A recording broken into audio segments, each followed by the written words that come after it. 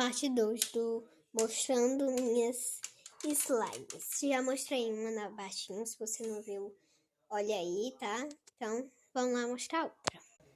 Gente, quase que eu não consigo gravar. Caiu uma slime azul, mas tá bom. Olha, então, ignorem esse barulho novamente. Tô com muito medo da slime azul cair novamente, mas acho que ela não vai cair mais não. Então, essa aqui é roxa e eu tô com medo de precisar fazer a parte 3. Essa aqui é a roxa, ó. Vendo?